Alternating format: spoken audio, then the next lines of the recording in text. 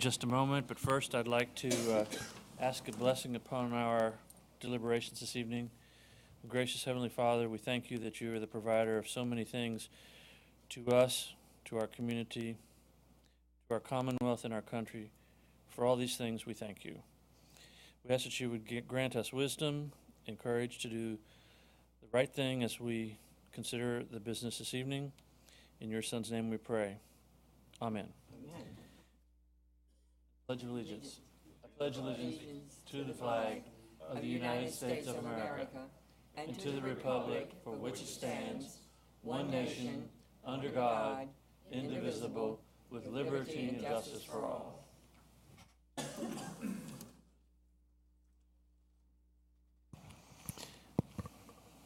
Thank you very much.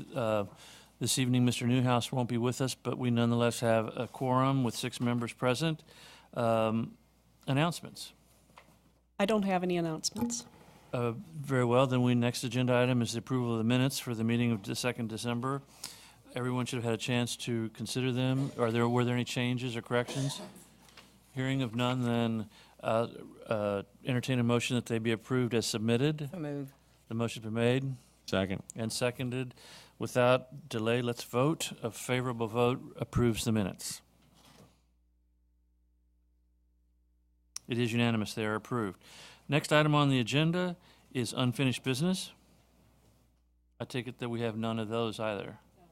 It's very well. Then we'll proceed with the public hearings. The comprehensive plan amendment public hearing that had been on the agenda is closed, but we will continue with the rezoning public hearing R15-0001.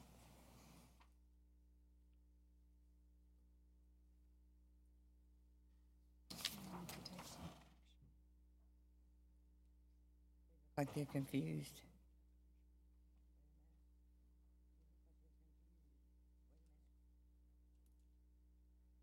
Wanda, what's wrong? Oh, I was just asking a question. No. Wait a minute. It's fine.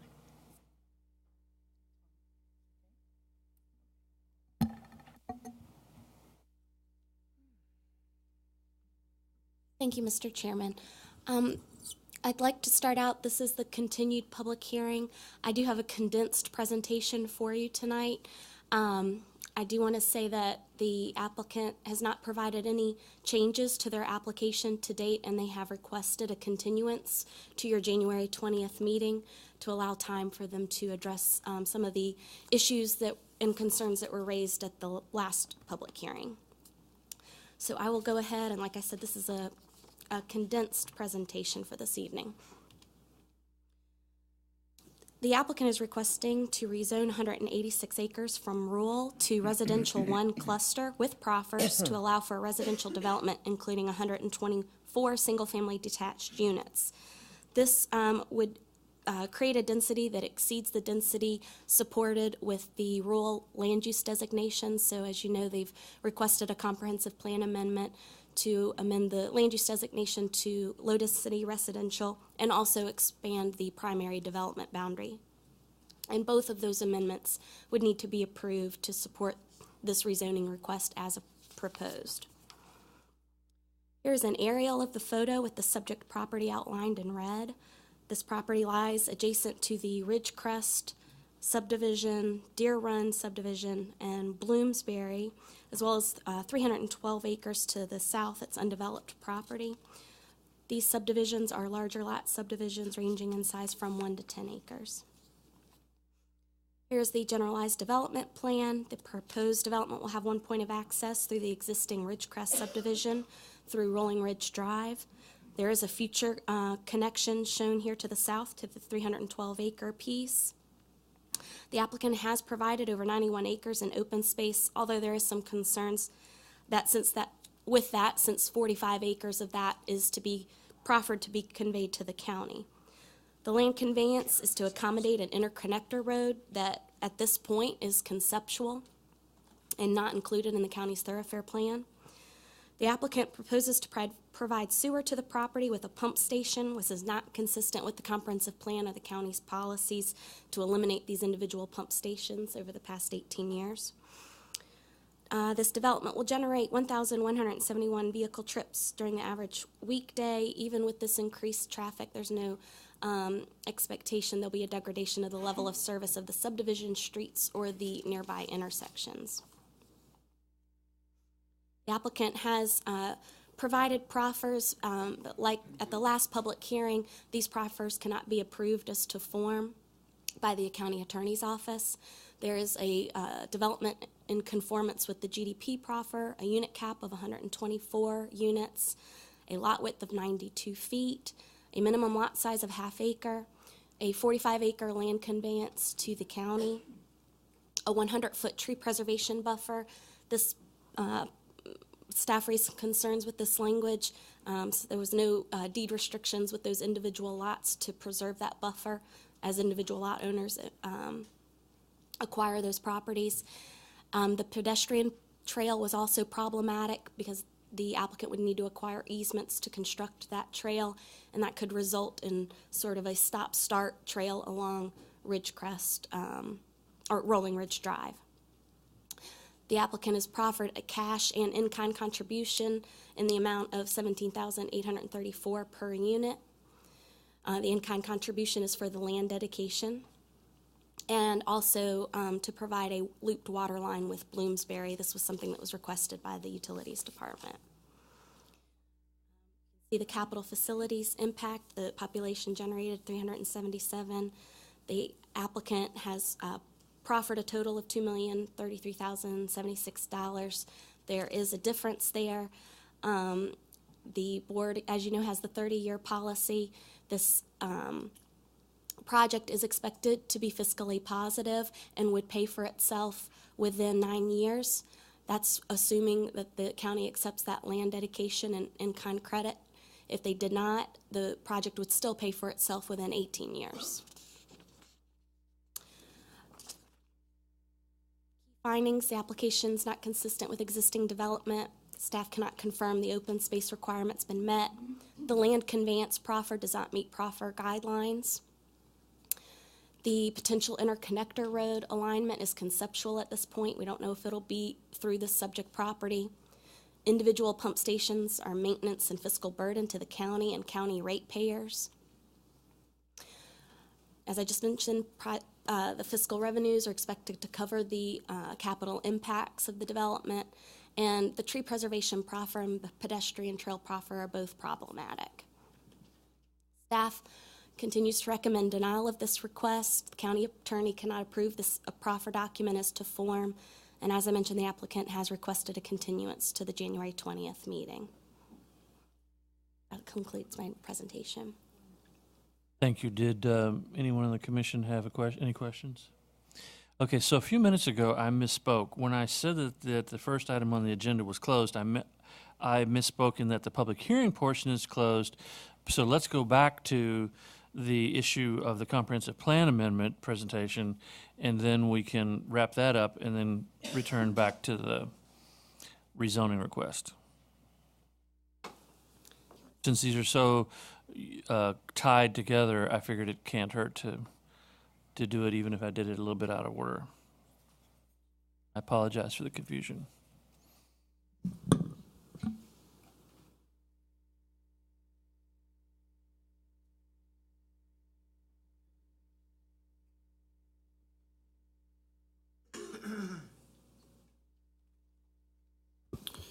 Good evening.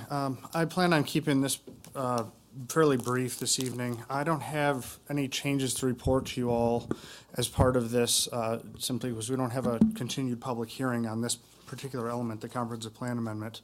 I did want to bring up this aerial image one more time just to remind citizens of the specifics of what is proposed, just for some background information.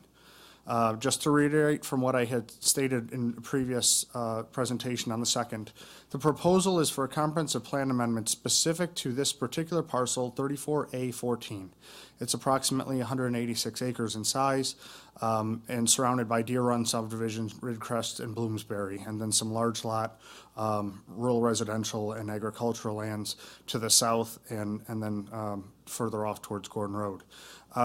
The proposal is to expand the primary development boundary in order to extend public water or public sewer services to the subject parcel, as well as to change the land use designation for this 186 acre parcel for low-density residential from what it currently is designated as rural residential. That would enable higher density residential proposal consistent with the presentation that Kimberly had just presented. I would tell you that in the previous presentation, we had shown this particular area, and this is, again, what the proposal is based on. And then we also showed a much larger expanded area that incorporated over 1,000 acres of land. That larger area that we showed was not specific to the application, but a result of county utilities review that raised concern about setting a precedent for these project-specific expansions of the primary development boundary, resulting in essentially a chain of development all around the periphery of the primary development boundary served by individual pump stations. So with a regional focus, the utilities department looked at the much larger region and essentially raised a larger policy question to the county. But I wanted to be clear to the citizens that the proposal specifically is for this particular area. As Kimberly had noted, with the rezoning, the applicant has requested a deferral or continuance of this vote to January. Specifically, the applicant had mentioned a January 20th, 2016 Planning Commission meeting. We received a request on December 7th that the applicant was noting that they were working on several issues related to the application and had planned on bringing the application back at that time. As part of the tabling of this particular comprehensive plan amendment, there had been some questions raised regarding the utilities, the actions that occurred with the comprehensive plan update in 2013. I have gone back and reconfirmed with the utilities office that the primary development boundary expansions that did occur in 2013 came as a result of input from the comprehensive plan advisory groups, the county utilities department, planning staff, planning commission, board of supervisors, ultimately within the public hearing process, incorporating citizen input. We also had citizen community meetings held with the comp plan as well. The adoption of those expansions occurred on November 14th of 2013. And with that, I'll take any questions you may have. The public hearing, as you know, had been closed, so at this point, it's simply up for a vote. Thank you. Go back to the map, please. Floor computer, please.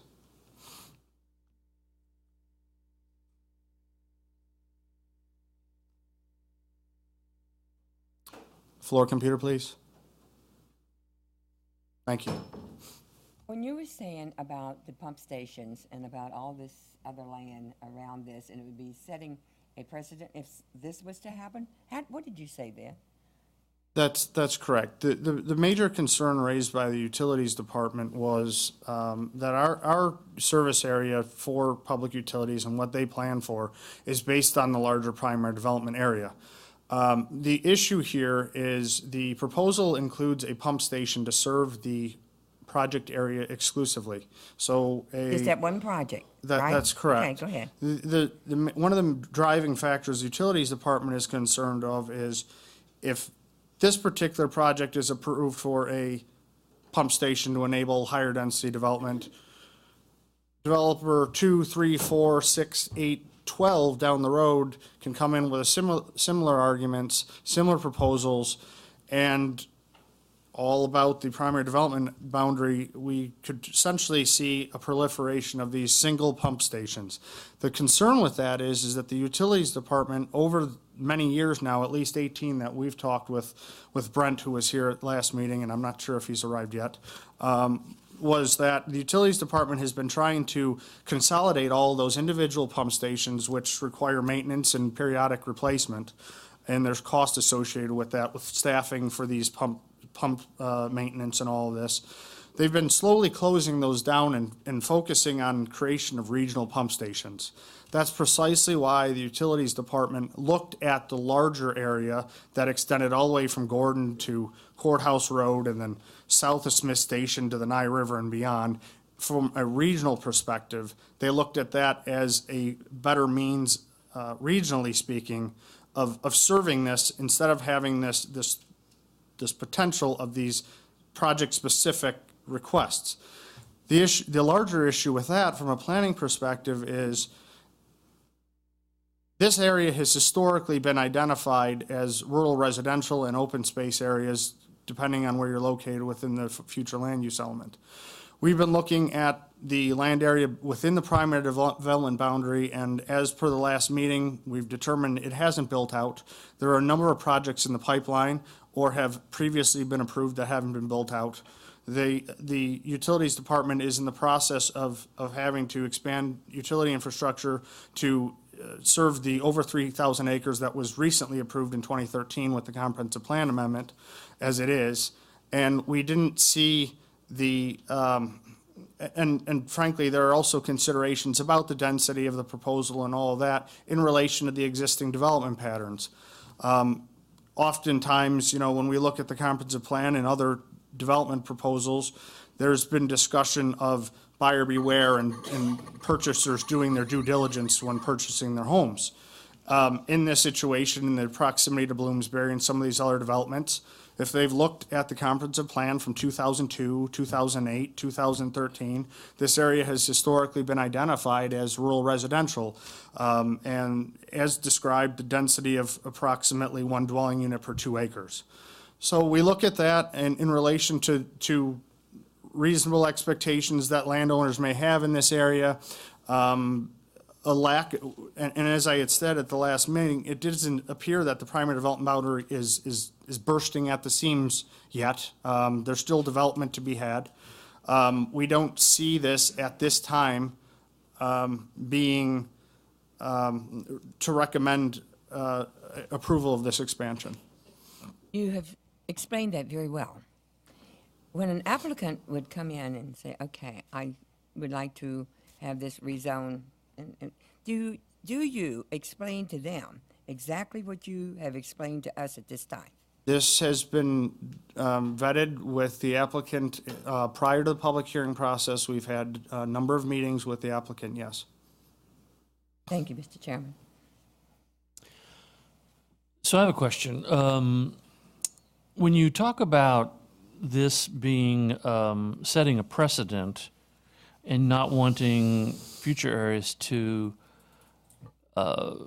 expect to be approved if they make the offer of a substation, pumping station, the properties that are currently served by sewer outside of the primary settlement district, what do we say to the applicant who today says it's not fair because previously there had been approvals of sewer service outside the primary settlement area?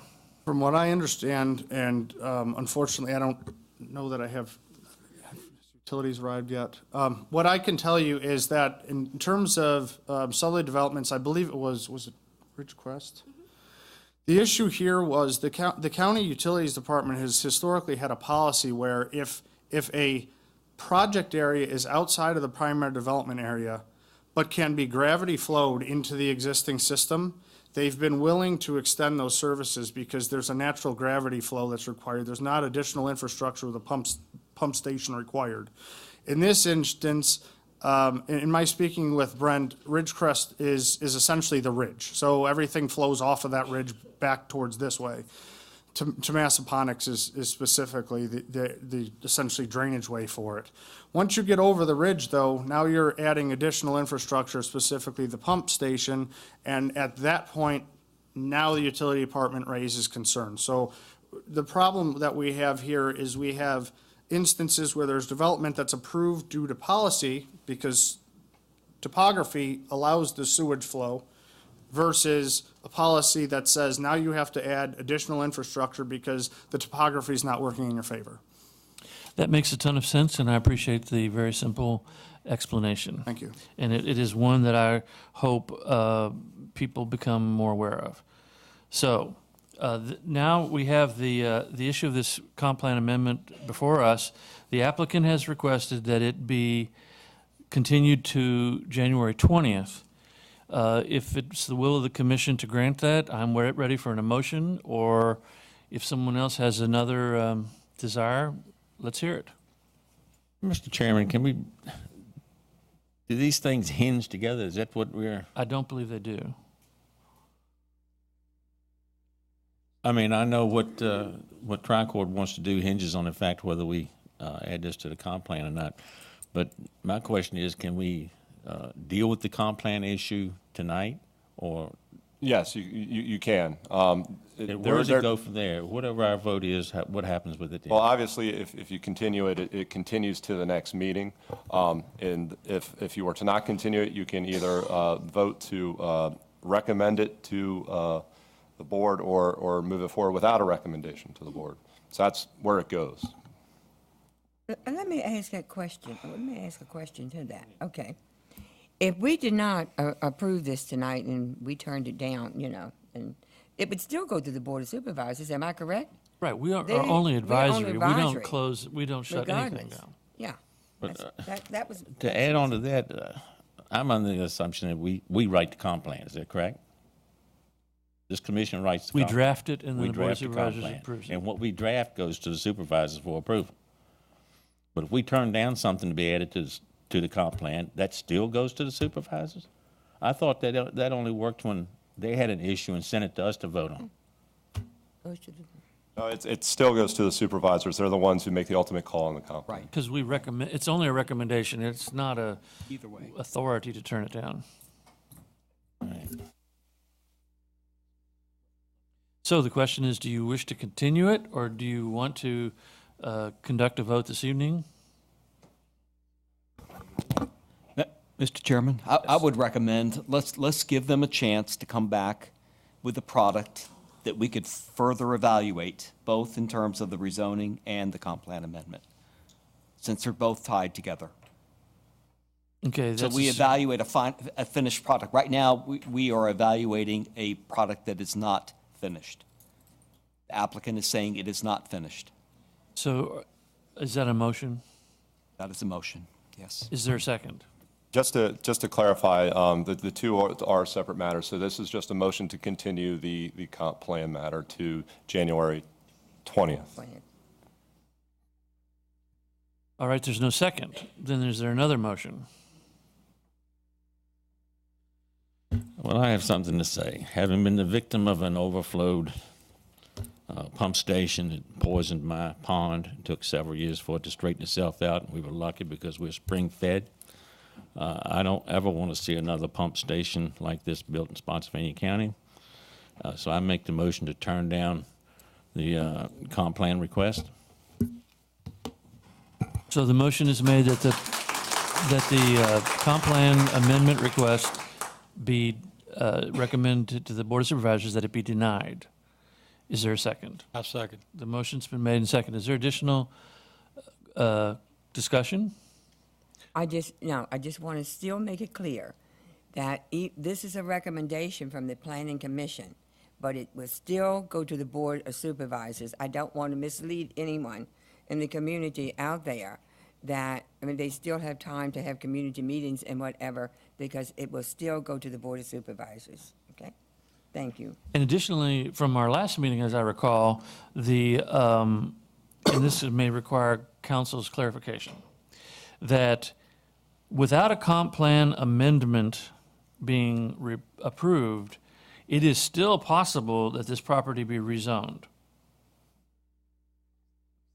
Yes, but there are going to be some changes to that development made necessary by, I think, changes to the sewer, and also there's going to be a change in the density as to Correct. what can and can't go in. Right, just like Mrs. Carter said, for the benefit of the public, that even if the comp plan amendment is rejected both, or at the Board of Supervisors, then it is still possible that it could be rezoned, and there could be a good many homes constructed even without the rezoning to this level in a comprehensive plan amendment.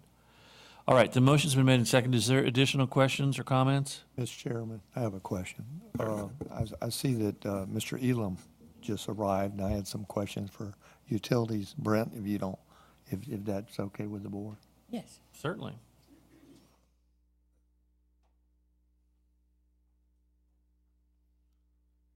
While you were gone, Jacob was explaining everything, and we no longer need you. Good. Just kidding, just kidding. That's not true, Brent. Anyway, what I was concerned about is in regard to the comp plan amendment, which would basically expand the primary development area, and couldn't correct me, I'm gonna make some comments, so if I'm wrong, please correct me. But my understanding is currently utilities capital improvements plan does not envision or have that plan in their CIP for any infrastructure improvements that if we did that to accommodate that expansion. That's correct. At this time, we do not have any money in the CIP. One alternative to that would be that developer-driven, where if you open it up where we don't put money in the CIP, we let developers extend up, but there's no money for the county to go in. And that was kind of the point I was driving at. If we put the pump station at the back end of it, it kind of forces the county to eventually put money in for something we didn't plan for. Let me follow up. My understanding is, and correct me again if I'm wrong, is that there could be, I think, a gravity line to the Wishner station at I think it's like a $2 million price tag or something of that nature, but that was a possibility too. That is the logical extension of the Nye Sewer Basin, which is from Wishner up. It would follow the Nye, and it could be done for about $2 million. Paid by whom? May I ask Mr. Bond? Well, right Okay, now, there's, yeah. utilities doesn't have anything, and Right. the applicant hasn't mentioned that. What I'm trying to do is, if the comp plan amendment is removed completely, what are the options, if any options? That's, it actually goes to what Mr. Stuber said, that there are, the rezoning can still stand by itself, some other things. I just want to thoroughly understand what those other things are relative to serving water and sewer. Well, sewer, water's not a problem. So that is, other than the price tag, that is a doable thing. It is doable. Okay. And then my other question is, there's enough capacity at Wishner to handle that flow? Yes, Wishner is a pump station to catch the courthouse area, but we're also working with the idea of carrying the sewer line eventually down to the Po-Nye, where we're building a pump station for Thornburg. Right. So long term, there's adequate capacity of both Wishner and a future pump station on the Po-Nye.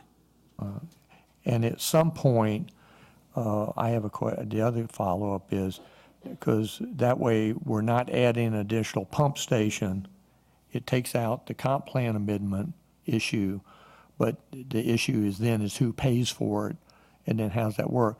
In the long term, are we thinking about abandoning Wishner?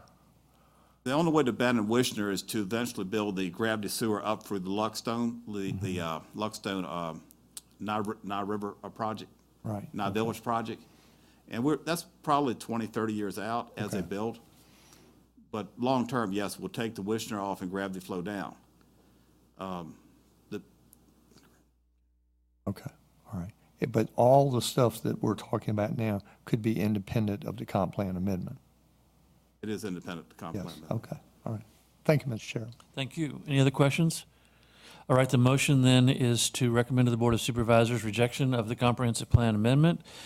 Let's proceed to a vote. A vote in the affirmative recommends that it be rejected. So it's kind of a negative thing.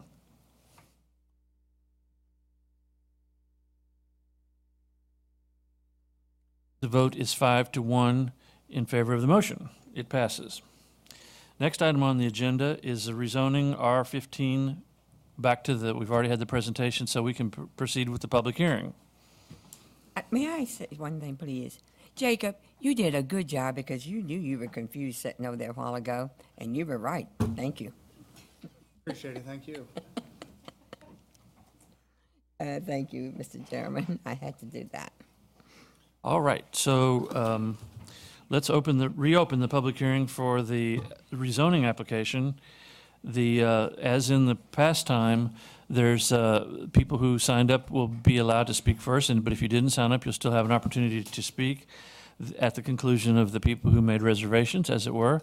And the little box on the dais will start off with a green light. If you are representing a group, you'll be granted 5 minutes. And at the beginning of your presentation, please identify the group as well as yourself and provide your address, and you'll be granted 5 minutes. Otherwise, you'll get 3. The little green light will stay on until there's 1 minute left. It will then turn yellow, and at the conclusion of your allotted time, it will be red. So who signed up first? Mr. Chairman, Amy DeHart, followed by Chris Lohman. Thank you.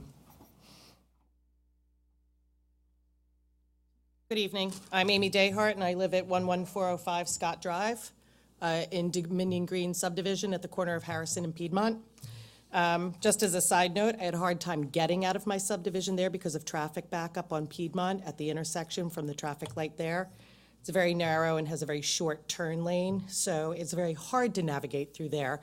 Piedmont in general is a very narrow, very twisty, turny road that has very narrow lanes, one each way. Do any of you know what the increase in EMS response time has been over the past 10 years in Spotsylvania County? I do know that Tri-Court had a statistic up there that they predicted it would be a number of 28 calls for that subdivision of 124 homes, which is about an EMS response call for about one for every 4.4 homes.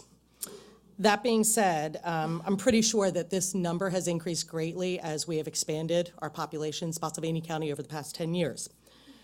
The 2015 American Heart Association guidelines just came out, and what they have put an emphasis on is pre-hospital recognition of heart attack and instant intervention as quickly as you possibly can. There is a 90-minute window to preserve that heart function in people. That being said, the time to respond is no longer from the door to the emergency room, but now from the time of first medical contact. My concern is that with more, 1,200 vehicles through between that corridor of Harrison Road down to Piedmont and Piedmont, Smith Station Road from Piedmont down to Courthouse Road, that there'll be so much congestion that that time of response from EMS will increase drastically. To bring it down to a level that I think that everybody, non-medicals especially, will understand is statistically right now, for every minute that is delayed, that somebody is in a cardiac rhythm that is a fatal rhythm, is a lethal rhythm, and that it is not shocked, for every minute of delay, it is a 7 to 10% chance you will never restore that rhythm so that that person be brought back to life. That's a huge statistic. If you have a 5-minute time from calling 911, you're at home, it's Christmas Eve, you have a party, people are over, friends, family, somebody drops. Your mother, your brother, your wife, your husband, your child. 5 minutes till EMS gets there is an eternity. It is an eternity. And that's 5 minutes that somebody's coaching you to do CPR over the phone on your loved one. If you've never done it, I hope you never have to. It's horrible. That chance of bringing back that rhythm decreases 7 to 10% for every minute you delay. So if you have a 5-minute delay, that's a 35% chance you're never going to bring your loved one back to you. With all this congestion, if you now turn that into an 8-minute delay because of congestion and cars and narrow roads and nobody can get past and nobody can pull over because there's really no shoulder on Piedmont, you've now turned that chance of bringing your loved one back to under 40%. That is a huge, huge number. That being said, if you delay EMS response or time to restoring that cardiac rhythm greater than 10 minutes, there is only a 5% survival rate. And that is not a percentage that I'm willing to sacrifice. I'm not willing to sacrifice my family for 124 homes. Thank you. Thank you. Chris Lohman, followed by David Fester, I believe it is. Oh, Forster. Good evening, ladies and gentlemen. I'm Chris Lohman. I live at 9705 Justice Drive in the Fox Point subdivision, Battlefield District. I've lived in the county for about 18 years now, and I consider myself a long-term resident. So I'd like to talk about two concerns I've got relative to the motion for rezoning. One is the single-use pump station. We talked much about it earlier. I have the pleasure of being the Deputy Assistant Secretary of the Army for Acquisition and Logistics, with about 30 years' experience acquiring and sustaining equipment. And I can tell you my experience tells me that from a total ownership cost perspective, about 65% of that total ownership cost is in a post-acquisition phase, right? So after we buy the pump station, if Tricord buys the pump station, the taxpayers then will pay $2 for every $1 it costs to buy. And I think that's unfair to the taxpayer to shoulder that burden. That does not include the ultimate cost. I think I heard $2 million of putting in the gravity-fed line. Second one is traffic. Traffic congestion on Smith Station Road. So I've watched the traffic backup on Smith Station Road from the intersection of Route 208 and Smith Station Road grow over the years since or as Lee's Park is built out.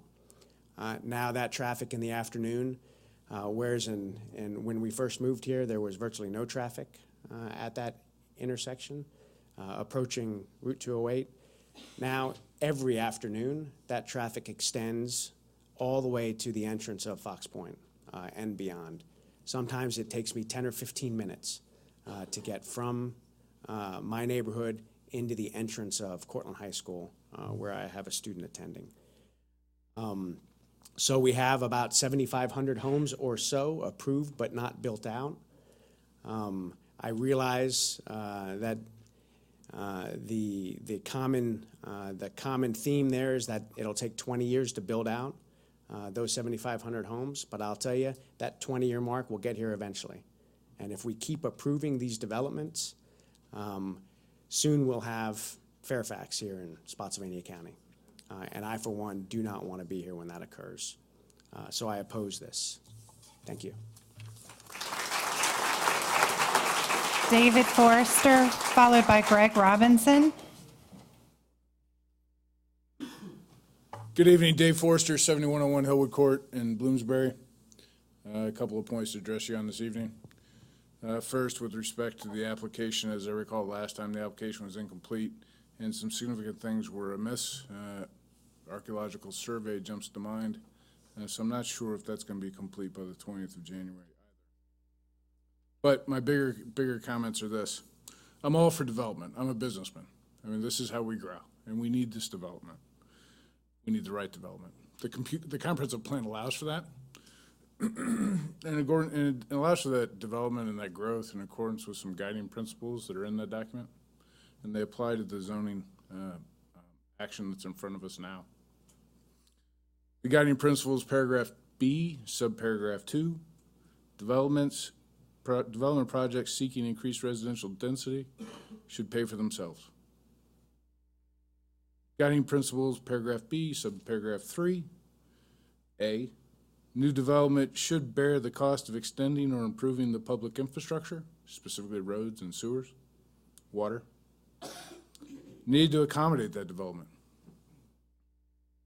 Paragraph B, 3, subparagraph B, new development should contribute to the cost of the county public facilities proportionate to the demand that it's going to make on those facilities. When the map was approved in November of 2013, it specifically called out areas for high density, called out areas, designated areas as rural. Obviously, this wasn't part of that plan in 2013. The question I have is if the council and the county have already seen fit to set aside land for growth, why is this piece so necessary to that growth when, as the gentleman said earlier this evening, there's already excess approved capacity? So what I don't understand, or what's not complete from the testimony that I've heard with respect to this, with those guiding principles, with the plan that's already been put in place, how does it all come together as necessary or good? The expense to the county and to its citizens is so high. Thank you for listening to me. Happy holidays. God bless you. God bless America. Thanks. Greg Robinson, followed by Michelle Grossi.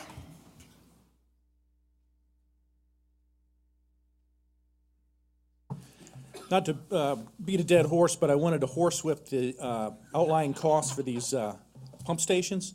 Just looked at the Spotsylvania County fiscal year 2016 budget, and just to give you some numbers to what those costs are, elimination of pump stations 3 and 6 for outlying years 16 to 20 is $420,000. For Fawn Lake, pump stations 2758 is $1 million. Piedmont Drive pump stations 43 and 16, it's $250,000. Placement of pump station 24 is $2.5 million. Lafayette Crossing pump station abandonment $400,000. Add all that up, it's $4,570,000 in utility capital projects already approved. So now we're talking about $2 million for a sewage line. I looked at debt servicing from Fitch Ratings. It's dated July 22nd, 2015. It was already pointed out the overall debt profile of Spotsylvania is below 2%.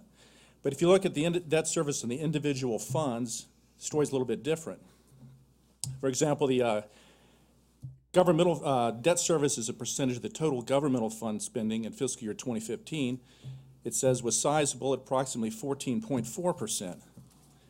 So now let's talk about utilities operating and capital funds forecast. It shows revenue at $41.3 million and the debt service already at $11.1 million. So you're talking debt service on utility funds, looks to me like 25%. In addition to that, there's something that the county has called coverage ratio, which represents the degree to which net revenues and operating expenditures, other than debt service, cover debt service costs. The legal requirement is 1.15. The county policy guideline is 1.3. Well, according to the data here, it says coverage ratio for fiscal year 16 is 1.44. That's over 1.3. Outlying years 17 through 19 are 1.3, and then it jumps up to 1.42. So that goes back to the original question, who pays for that? So even looking at the capital improvement plan, it says given the CIP expenditures for the next 5 years, revenues will need to increase by the equivalent of 6.6 cents on real property tax by fiscal year 19 to pay the cost of added debt service and operating cost. Right now, the current real estate tax is 86 cents per $100. So that would go up, certainly by the planning here, 6.6 cents. And I don't think that makes sense when you're talking about, single development there outside of the economic development zone and the additional costs that'll apply to the taxpayer. Thank you.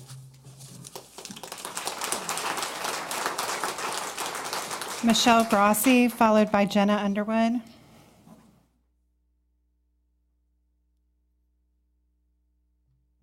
Hi, I'm Michelle Grossi. I live at 10624 Heather Green Circle in Battlefield District.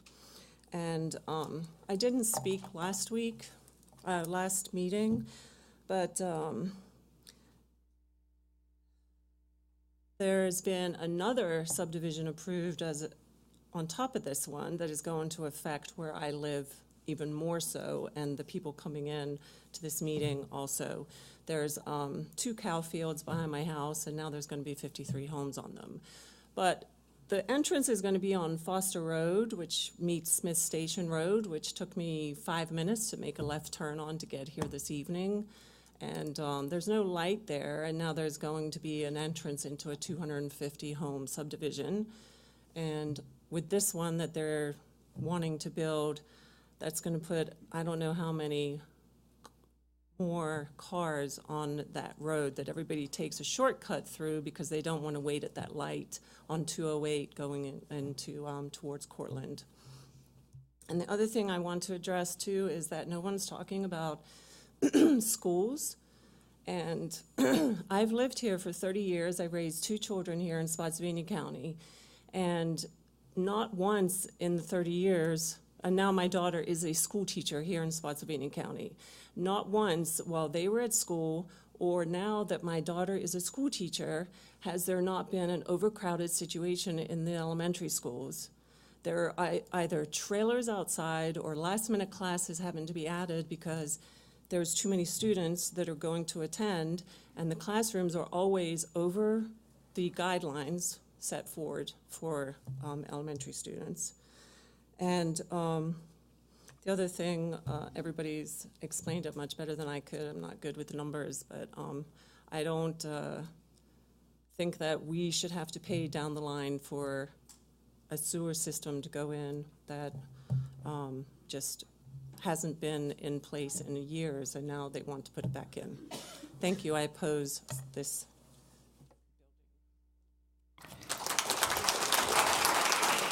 Jenna Underwood, followed by Kenneth Hankins.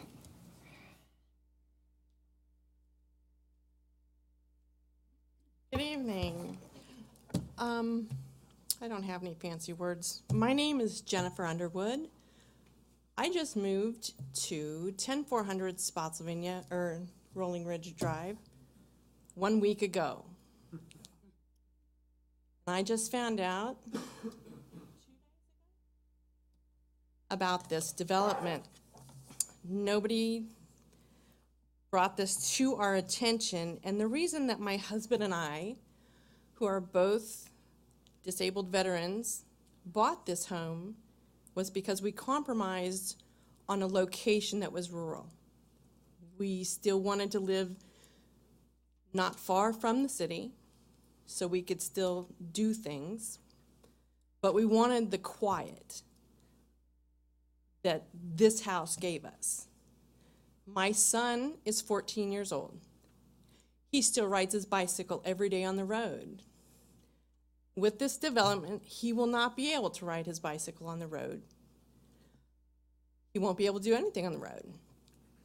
There's no sidewalks. There's no room for sidewalks, unless somebody wants to buy my yard and put in a sidewalk, and I'll be happy to sell that for $700,000 for my plot. I think that's fair market value. When this construction takes place, I'm concerned about what that's going to do for noise level, traffic, people walking their dogs. Where we live, people are always out on the road walking, talking. Everybody is friendly. How are they going to do that with the sounds of construction at least 16 hours a day, back and forth on the road with construction vehicles? I'm not happy about that at all.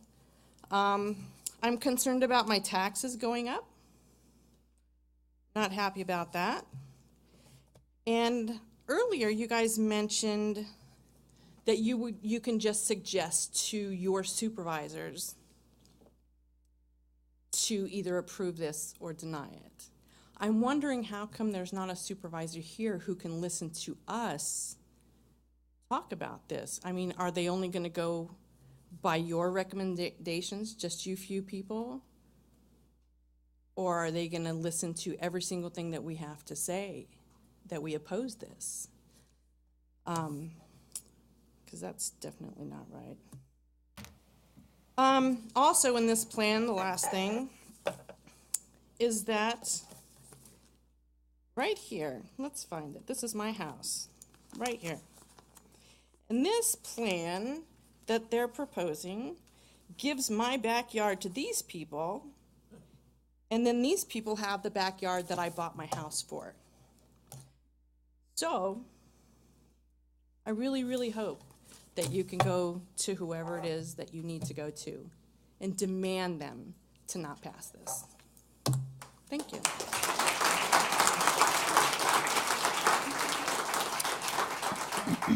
Kenneth Hankins, followed by Miriam Hankins. Good evening. Minister Kenneth Hankins Sr., still in 7004 Whitetail Court. My thought process is more of the quality of life that we have established here in this county. There's a lot of things that need to be more so improved. The roads are limited.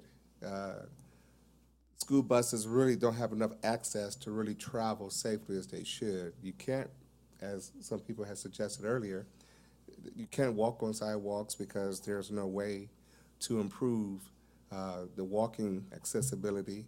Traffic is steadily increasing and so forth.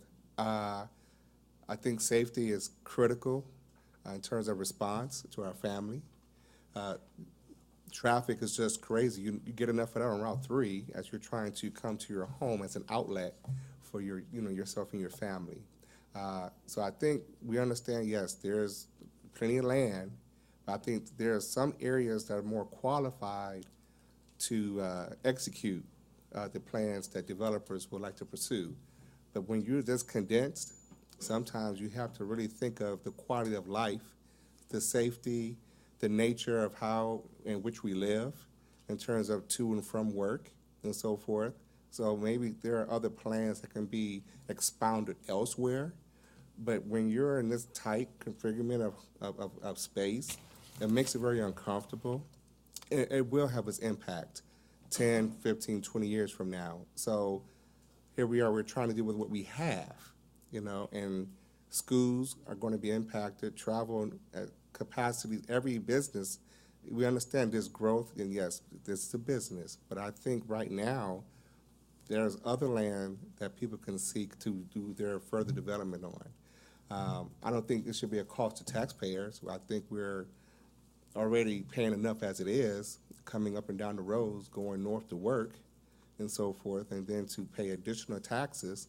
If builders want to do that, then maybe they should, share that front of money themselves.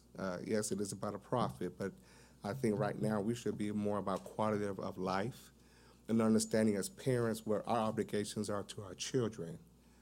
Okay, and I think that's first and foremost. God bless you.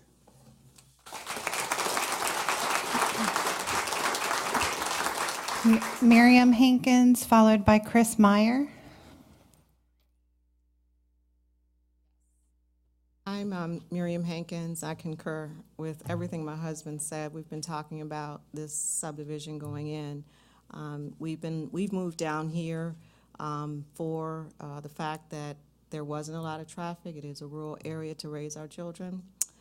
They're still in school here. I'm very concerned about the overpopulation right now in the schools. Cortland High School, we have a son there, and with this new subdivision going in, we have another son coming up. We don't know where he's going to go to high school potentially with this. I know we had some numbers up here about the number of children that will be added, but it'll be more than that because the schools are at capacity right now. When we moved here 13 years ago, Freedom Middle School went in a year later, fortunately. And so that helped with the school districts, but I do remember when Freedom went in and everybody up and down Piedmont, parents were very upset because their kids could no longer go to the schools that they wanted them to go to, close to home, and they've been bussed out to Riverbend, Battlefield, and all over the place, and even the high schools. And I really don't want to see that happen. I want my kids to be able to go to the schools that we had planned for them to go to. And the issues with the traffic is outrageous. Someone here mentioned about the light at 208, trying to get to my son at Cortland High School, and you're sitting there backed up all the way to, what is, I guess that's that one stop sign, I don't know the street name, but it's ridiculous. And then you are cutting through, past the farms to try to avoid it. 208 is continuing to be an issue. And just bringing all these other people into Gordon Road is a nightmare. I remember the accidents that have happened as the expansion happened 13 years ago. And I'm afraid that my husband was almost in an accident just a few weeks ago, right at Smith Station and Piedmont. And there's a light there. So I'm just very concerned about the traffic and the safety of all of us, and especially our children. My son is driving, and I'm terrified to get him on the road, and especially if this subdivision goes in with all these additional cars. So I just wanted to share that tonight, and I hope that the Board of Supervisors definitely denies these changes. Thank you. Chris Meyer, followed by Leonore Shepherd. Good evening. Chris Meyer, 9907 Agnes Lane, Bloomsbury subdivision. I'll try to be brief. The Planning Commission has the opportunity tonight to take its foot off the accelerator of growth that's occurred in this county over the last decade. Now, I support growth. I just support smart growth. Nobody in this room doesn't think that Tricor has the ability or the right to develop that land. We just think it should be developed according to the zoning laws that are already in place. Many people in this room bought their homes thinking that it would remain rural residential, and in my opinion, it's unfair to the citizens in this room to change those rules mid-game for the sole benefit of a developer. Tricor can still develop that land and likely turn a nice profit. If the zoning is left rural residential, it'll minimize the detrimental effects on both the surrounding subdivisions, the schools, traffic, and utilities. I'm also concerned about the precedent it may take for the future development of this area. More high-density housing may follow this.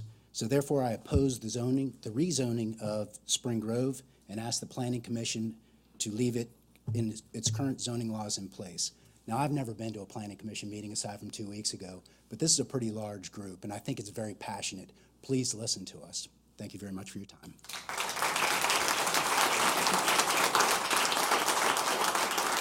Leonore Shepherd, followed by Christy Moore. Hello, my name's Lenore Shepherd. My husband and I are both new residents to Spotsylvania County. We came down from Stafford. Mr. Chairman, if she could lift her mic up. One of the things I wanted to point out is that I am not originally from Virginia. I've invested in real estate both in the San Francisco Bay Area, the Los Angeles area, Las Vegas, as well as Denver, Colorado. I have seen the effects of uncontrolled growth on the fringes of general metropolitan areas. When my husband and I decided to move into Bloomsbury, we actually did our due diligence. We actually looked at the area. We looked at what Stafford County was like. We looked at what King George was like, and we chose Spotsylvania because of the lifestyle that we wanted. Now, there were people that have testified who are better experts than I regarding the pump station, regarding the maintenance and the costs that bears on taxpayers. We've had people testify to response times for EMS. We've had people talk about the walking path that the developer has proposed, that maintenance would fall on taxpayers here. What I want to address is the necessity of this development.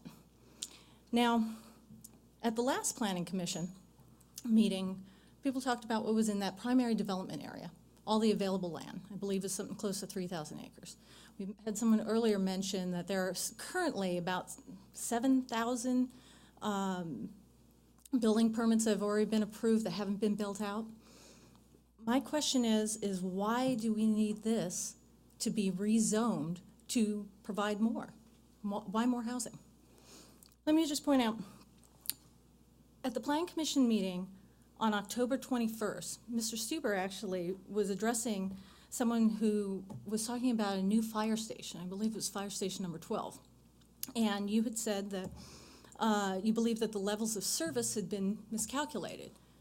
Your exact quote was that you feel that we should only build what is truly necessary, and that should not be determined by the people who make their living off of calculating those standards. Well, I would suggest, using that exact same logic, that we should only build what is absolutely necessary, and that should not be determined by the developer, who's the only one who's going to benefit from this.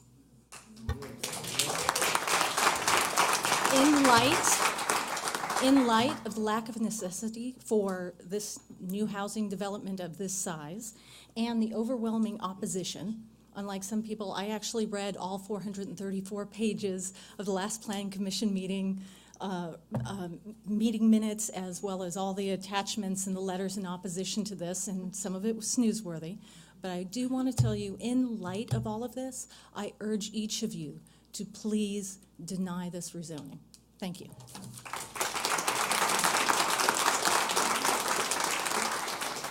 Christy Moore, followed by Steve Moore.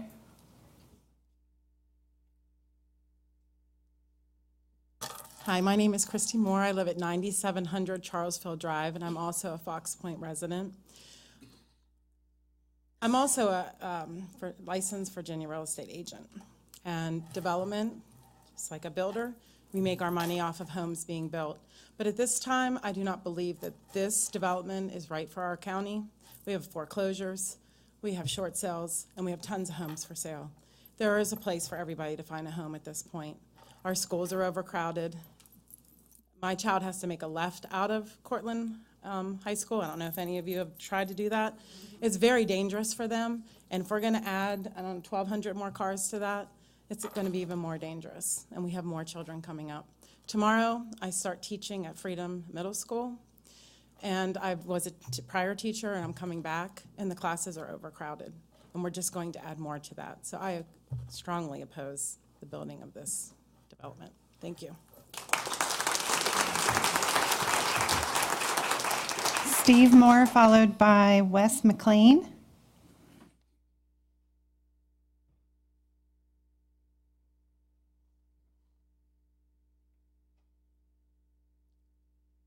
Good evening. I didn't really plan to speak tonight. I was signed up by mistake. But I will take a few minutes anyways, just to kind of reiterate. I've heard, I was here the last meeting as well. I normally come to the table with a pretty open mind. I like to listen to both sides. You can see what color shirt I'm wearing, so I think you already know where I stand. I'm now here on my second night, about 3 hours, 4 hours into this, I guess, total time. And I haven't heard anything to debunk or to debate any of the points that have been brought up here. I know I was really hoping to hear from the Tri-Court representative the other night, and was heard that we're going to postpone this. So I would just like to submit that he come up here later tonight and answer some of the questions that I have as to why this is necessary and how it's going to benefit this community. Thank you for your time. Wes McLean, followed by James Sprinkle. Hello, I'm Wes McLean. I live at 6312 Cranston Lane in Fox Point. And like so many people here, like Chris, I've been here 18 years.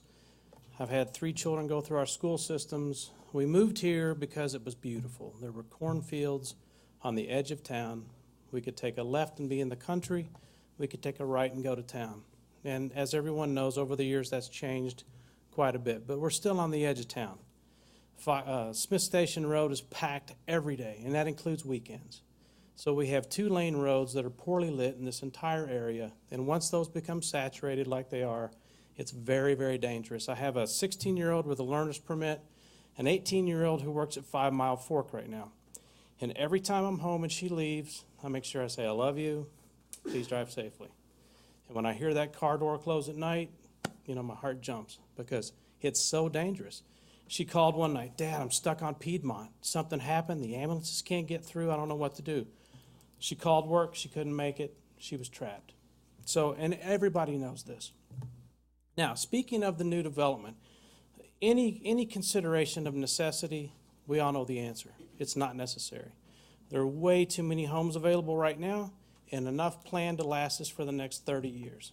So how about 20 years from now, when we hit the 50% mark of the 7,500 proposed, we can come and readdress this. But we don't need it right now. And the other thing is, last night, I had the opportunity to go to Rolling Ridge Drive. I had never been there before. So I went, I took the left, and I was astounded that it was there. It's this beautiful sanctuary with stately homes that are meticulously manicured.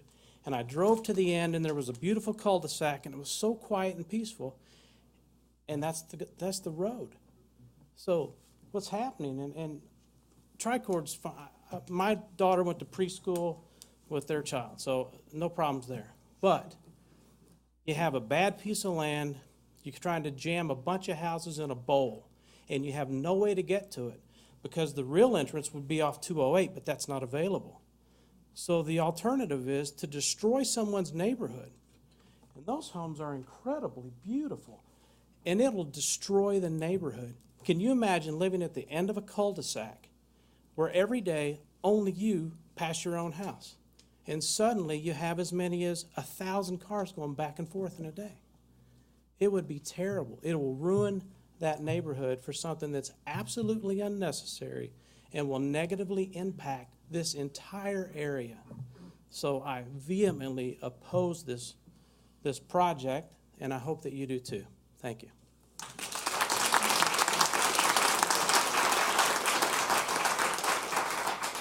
James Sprinkle, followed by Tiffany Clements. Hi, James Sprinkle, 7215 Bloomsbury Lane, Livingston District. Thank you for your time. Last meeting, there were a lot of comments, some emotional, and we've heard many of them again. The concerns are safety, environment, and the traffic. If you've been on that, everyone's been on that stretch of Smith Station Road between 208 and Smith Station Elementary. It's just unsustainable. It can't be expanded. It can't be improved. It's a narrow road with no shoulder. The population is booming. There's no need for this. I think you can also quibble with some of the numbers that have been thrown out, like the value of the houses. These are not going to be $400,000 houses. The property that's being given by Tricord is not valuable land. So the numbers become flipped over once you look at them. The proffers, the amount per house, there's some reason there's a request that that's cut into as if we need to incentivize Tricord to do this. This project does not come with the promise of any commercial value. There's no shop, stores, houses that are going to come with this. There's no jobs that are going to come with this. I just want to reiterate that everyone living around here, the residents of Spotsylvania, are against this. We oppose this strongly. And I would encourage you not to spend much more of the county's time or our time considering this. It's very simple. Make your recommendation. Move on. Tricord bought a nice piece of property. They can build 10 houses there, and that's what it can handle. That's what you have planned for. That's what we anticipated. Keep the development along the transportation corridors. There's places where development makes sense. It really doesn't make sense here. It doesn't fit. Please, just move on. Deny it. Don't kick this can down the road any further. It's apparent this doesn't work. It doesn't fit. The only one it benefits is Tricord. It does not benefit you. It doesn't benefit me. It doesn't benefit the county. It's a burden. It's not worth it. Please do not consider it further. Move on. Thank you. Tiffany Clements, followed by Michelle Schultz. Good evening. I'm Tiffany Clements. I live at Brittany Commons Apartments in Spotsylvania County. I'm a single mother with a 10-year-old daughter. I'd like to tell you why I feel the rezoning and Spring Grove Development Plan is detrimental to our community. First, the potential increased road congestion. Second, the potential additional tax burden on the Spotsylvania resident. And finally, the potential overcrowding in our schools. Briefly, the details of these issues are as follows. First, potential further congestion on our roads that is already a challenging issue. Driving on Smith Station Road during peak hours is stressful to me. My daughter's after-school program is at Cosner's Corner. The drive home from Levels Road to 208 on Smith Station Road takes me triple the time as during non-peak hours.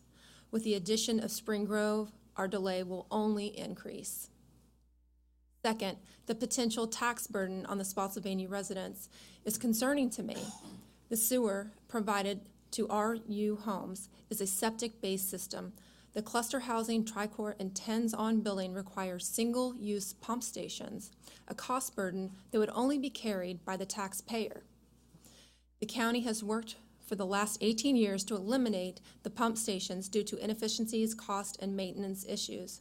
And as a result, the county takes the pump stations offline at its earliest convenience and replaces them with the sewer line connecting to the county sewer system. This will cost the taxpayer an additional $2 million. Tricord would not be responsible for any portion of this cost burden. Finally, I have concerns about the potential safety issues of our children in overcrowded schools. Specific educators, such as vocational and physical education teachers, aren't limited by the state for the number of children they can watch.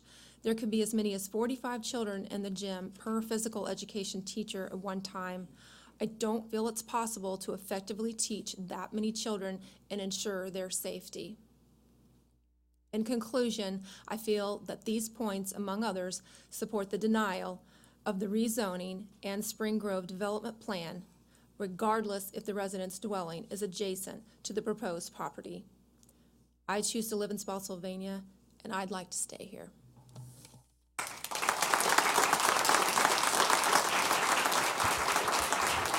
Michelle Schrotz, followed by Melissa King.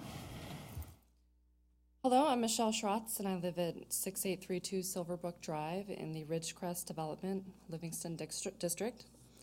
I stand opposed to the requested changes for the zoning for Tricord Spring Grove development. As we've heard, the county's own planning and utilities departments have made recommendations against the comprehensive plan and zoning changes. The planning department has indicated that, number one, the proposed Spring Grove development plan request is not in keeping with the surrounding neighborhoods. Number two, the current rural residential land use designation with 1 home per 2 acre lot minimum is in keeping with the surrounding area land use, so changing it would belie the character of the existing and surrounding neighborhoods. Number three, the area in question lies below the grade and topography of the surrounding areas, which lends itself to septic system use. The developer has proposed using a pumping station to connect the public sewer. The utilities department has indicated that they are not interested in taking on the maintenance costs of the sewer. To get around the pump station issue, the taxpayers would have to pay at least $2 million to drill through rock and construct the infrastructure to deal with the sewage. Number four, the planning department has argued that allowing pumping stations in this case will set an unwanted precedent for future request changes, whereas the county has been working for many years to remove these pumping stations entirely. Number five, nearly 10,000 units have already been approved for housing projects in the county that have not been built, which means that approving this project only adds to the pool of homes. Nearly 2,600 single-family homes, 1,900 single-family attached homes, and over 5,000 multifamily homes have been approved but not built. Further, the planning department has indicated there is no impetus to grow the number of homes in the county. Finally, the paid professional county employees in the planning department have recommended denial of the zoning change request. In addition, with the full weight of hundreds of resident petitions, letters, and public comments that have been made on the issue, please do not make any changes to the current state of zoning for the Spring Grove land area. Thank you.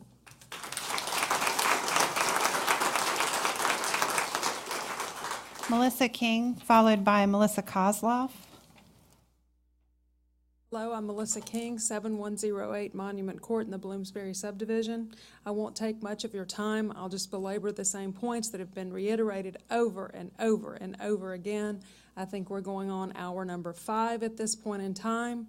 We have over 7,000 homes that are approved in this county that are not built. There is no need for this project. The roads are crowded. The schools are crowded. There's no place for the individuals that would buy these 124 homes to work unless they drove north. And as we have heard, they can't get there from here very efficiently. So why would they buy it? Just try to turn left to get to the train station. It'll take you 20 minutes to get out of your neighborhood. There's no light. And where there is a light, you're going to wait for it to change 3 or 4 times to get there. If someone would go to this neighborhood and drive it between 5 and 7 in the morning and in the afternoon between 3 and 6 in the evening, they wouldn't buy that house. This is a project we do not need. This is a project we cannot afford.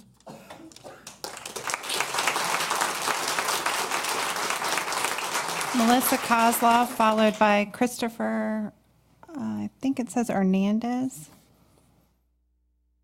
Hi, I'm Melissa Kozloff, 9707 Danford Court. Everyone has said basically what needs to be said. I've lived in Spotsylvania County for over 30 years. I've lived in my current home for 15. I've watched Spotsylvania County grow, which is a good thing.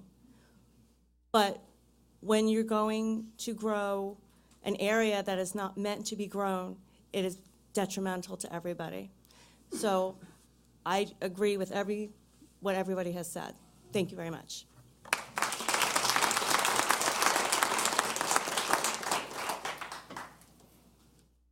Hi, my name's Christopher Hernandez. I live at 7121 Bloomsbury Lane in the Bloomsbury subdivision.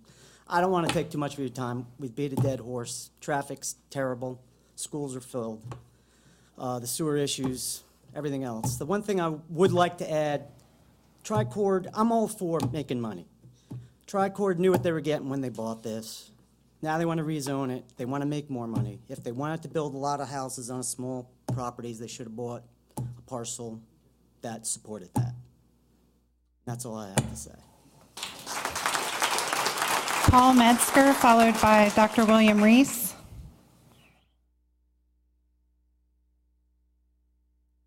Good evening, members of the Planning Commission. Thank you for your time. My name is Paul Metzger. I live at 7103 Pineberry Court in the Bloomsbury subdivision, Livingston District. I'm not going to try and repeat what everybody else has said here. I moved here to Spotsylvania County some 30 years ago, and when I bought a home here, a colleague of my wife's at the college said, "Why on earth are you living all the way out in the boonies?" Looking around, we are no longer in the boonies. I have seen extraordinary growth in Spotsylvania County. I had the privilege of serving as clerk of the circuit court for 8 years here and recorded thousands of deeds as the county grew. The quality of life in the county needs to be preserved. I think that's what everyone here is saying. Please preserve our quality of life. Your task is not an easy one. Every day when you're faced with these issues, you have to balance. And you're balancing competing interests. On the one hand, there are the interests of all these citizens in their homes, in their community, in their children, and in the quality of their lives. That's one interest. On the other hand, you have the interest of Tricord to extract the largest amount of profit possible from the tract they have bought. They could build 10 homes. My understanding is that the purchase price was about $625,000, and naturally they've invested additional money in the plans that they've developed. Folding all that together, if they had 10 homes, that might amount to about $65,000 a house.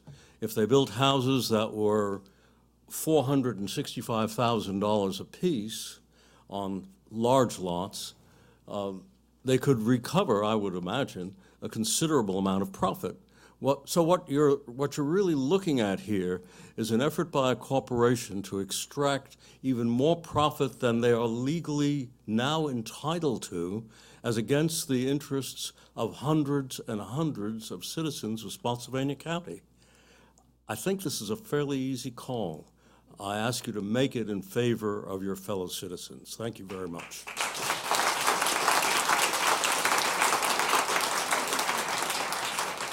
Dr. William Reese.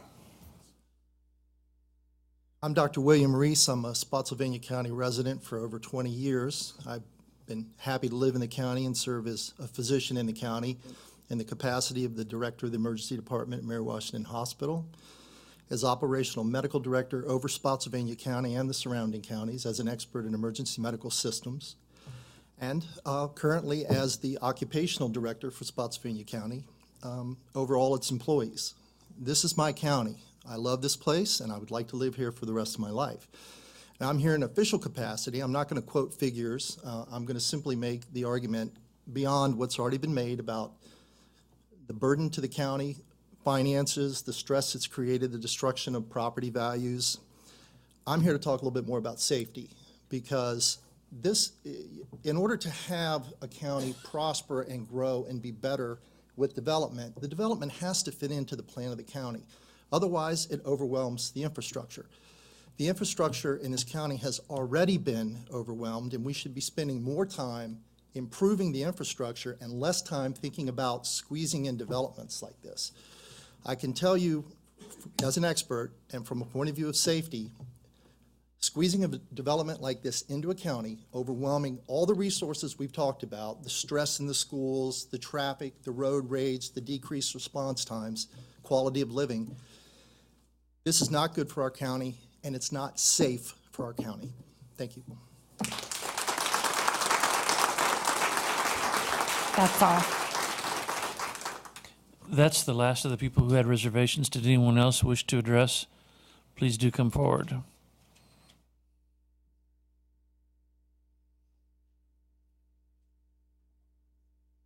Hi, Tina Bell, 6704 Bloomsbury Lane. I've got a couple of comments, but I've got some questions too. Never having been at a planning commission before, I just don't even understand why we're going past your experts up here. These people said don't do it, and yet here we've been another night, one more night, and these people aren't going away. They're going to be back, and I guess we got to do it in January again. I mean, it just doesn't make sense. Your expert said it's not a good idea. In fact, I believe Kimberly said last time that even the application from Tricord was poorly written and not very understandable. And if the application is like that, what are the homes going to be like? I mean, think of these people who somebody's going to talk into buy-in. That's sad. The pump station, I don't want to ever have that $2 million price tag on my tax burden, so that doesn't sound like a good idea. The things they proffered, I mean, they're not even good things. They're not even real things. And finally, I guess I heard my husband say the word cluster so many times in his Marine Corps career. And the four-letter word that followed it was not home. So please, think ahead, think ahead.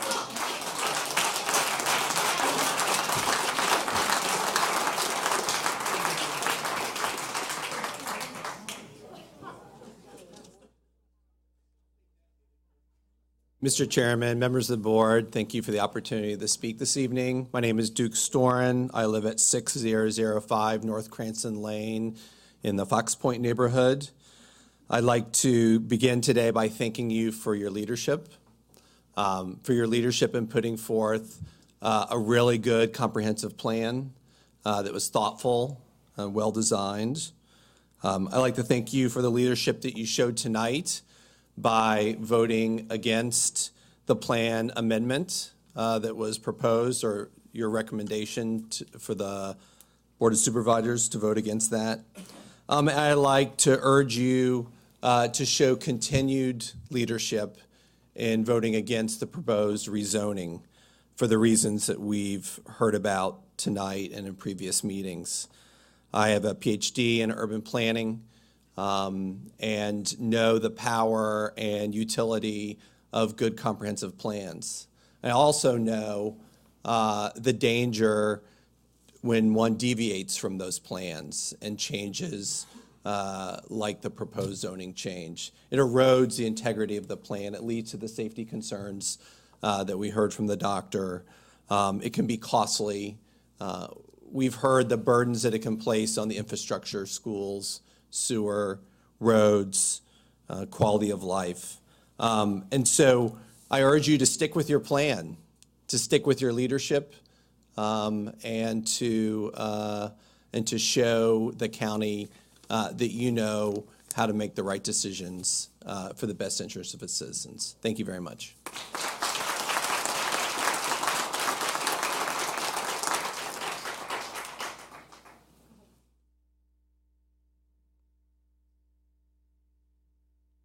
Good evening, Mr. Chairman and board members. Wish you happy holidays. I'm a retired Marine, disabled veteran. We just moved into 6836 Silverbrook Drive in the Livingston District last year. And I want to use some of my Marine background as to speak to this. Most of my leaders, when I addressed them, they always wanted a course of action, and then they wanted the final thing as an eye test. As I relate that to this, the course of action, and I got 3 bullets, the topography is not going to change, no matter what we do between now and January 20th. Topography is not going to change. We're not going to change that. The traffic will still get worse if we add this, and the funding is still going to cost us. So if I was to give you a course of action with 3 bullets, those 3 things won't change by January 20th. And the eye test. I'm a sports guy. You don't need to give me stats to know that Kirk Cousins is running the Redskins a little bit better than RG3. I ask that you do this eye test, and you don't have the time probably to drive out to our neighborhoods, but I do ask that you use that eye test, that final thing that I always brief my commanders with. When you look at this map, please take a strong look at the map. I've got my fellow constituents here, and we're all telling you this is the places that we picked when we saw it. We walked there and saw it. It wasn't even in the house. I like this neighborhood from how it looked from the outside. So I ask that you please deny this rezoning issue. Thank you. Sir, what's your name for the record? I'm sorry. My name is Glenn L. Burton, Jr. Gunnery Sergeant retired. Hoorah.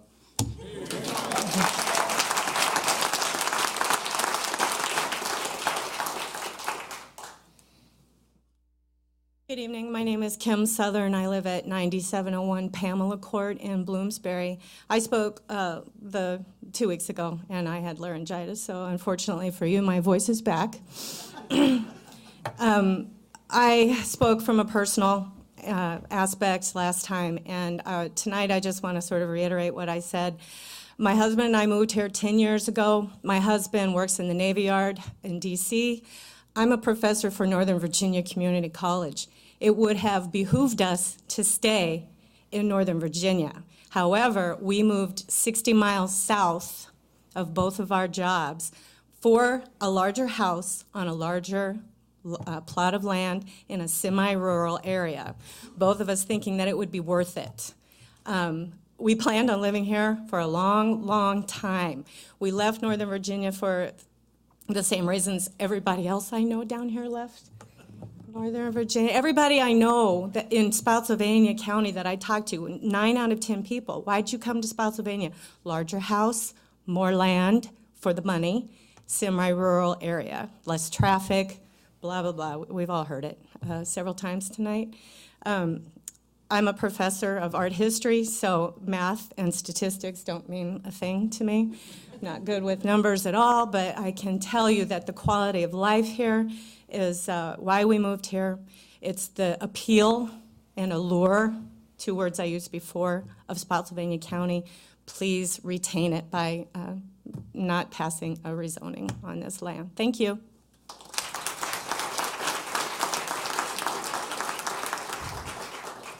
Anyone else?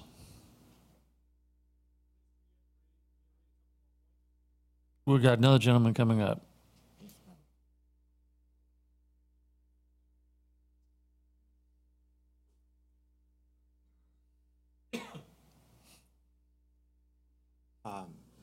Nicholas Harding, 10,000 North Harris Farm Road in Bloomsbury. And I just have a simple question listening to everything tonight and a little experience. The community I moved into halfway through switched developers and very nice houses, but lesser houses than the original houses were finished. And if you follow some of the real estate values, our house took a dive when the lesser value houses went in.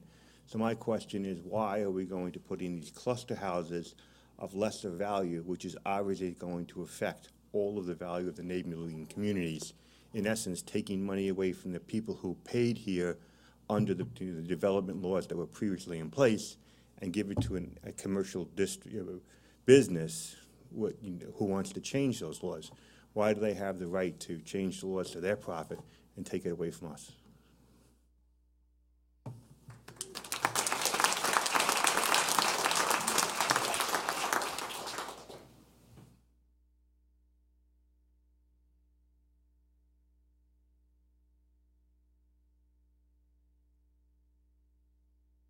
My name is Jennifer Harding, and I live at 10,000 North Harris Farm Road as well. That was my husband. We moved here from New York. We moved here from Long Island. And my only thought is, this is a rural community. If we change rules to accommodate changes for certain parcels, just because of decisions in the moment, what's to stop us from making changes again and again and again? The slippery slope that would change our entire community potentially is something that we fear. Long Island is a great example of what has happened with rezoning. Rezoning for mood versus rezoning for actual necessity. We have lots of homes that are going to be built in Spotsylvania County over the next several years. This is a small development. If we accept this small little change, we are just opening ourselves up to the slippery slope, and we will find ourselves in a terrible, terrible situation down the road. And who does it really support and profit? One company, not our community, one company. Unless something is going on that we're not aware of. And it's, and that's a Long Islander talking. Thank you.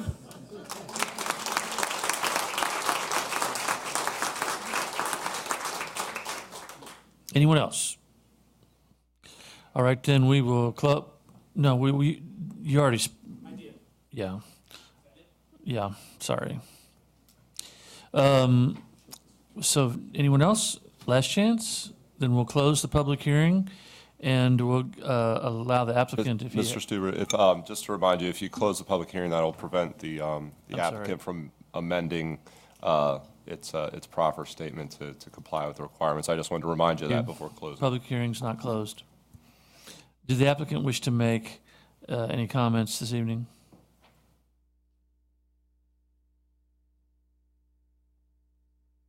Chairman, members of the board, my name is Mike Jones. I live in the Cortland District, and I'm here representing Tricord. As staff has said to you, we did not feel we've had adequate time to address the concerns we had from our last meeting, and so we have set up some meetings that are in the process of doing that, and we'll look forward to coming back and hopefully addressing some of the things you've heard tonight in January. Thank you. So, public hearing is left open. And what do we do now, Council? Well, obviously, or not obviously, leaving the public hearing open will allow you, if the commission chooses to continue it, if the commission wants to move it forward with a recommendation, one way or the other, then it could close the public hearing. I just wanted to remind the chair that, if the Planning Commission is considering a motion to continue it as the applicant has requested, that you consider leaving the public hearing open to allow the applicant to make the required changes to the proffer statement. Very well. Did anyone have any questions of staff or anyone at this point? Does anyone have a motion related to the application? The applicant has requested a continuance to the next meeting. Is that the will of the commission to give them time to try to work something out? Mr. Chairman, I think definitely, just to address the first question, the public hearing would have to remain open because it sounds like the applicant is going to make significant changes. Otherwise, he would not have asked for a continuance because he's the one who wanted this to be heard this year anyway. And then after hearing the comments from the public this meeting and 2 weeks ago, he's giving every sign that he wants to make significant changes. So, so the public hearing would need to be open as opposed to being closed. That's my comment. Not closing the public hearing. So is that a motion to keep the public hearing open and continue it till January 20th? Yes. Is there a second? Motion fails for lack of second. Although I would support it, I guess I'm not allowed to second motions. You are. No, you can certainly second a motion if there's been a motion been made. The chair can second. Well, since there's not a motion to do anything else, I'll second the motion to continue it till January the 20th. Mr. Chairman, may I speak? You may. I've just heard what the audience says to kill it. If whatever we vote, if we take a vote on this thing tonight, it goes directly to the supervisors. And they can do as they wish. And you may not like their decision. So I'm all for giving this gentleman a chance to revise his application, and we can look at it. And at that time, if we don't like it, we can turn it down or we can approve it. But in all fairness, we should give him the opportunity to change his application. It may work for you.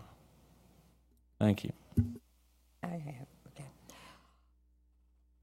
Am I correct in what I'm going to say? If I'm not, you tell me, won't you? Not you, you, to the legal counsel. I understand exactly what each of you all are stating tonight. I understand the applicant, and I want to say this before I even start, please.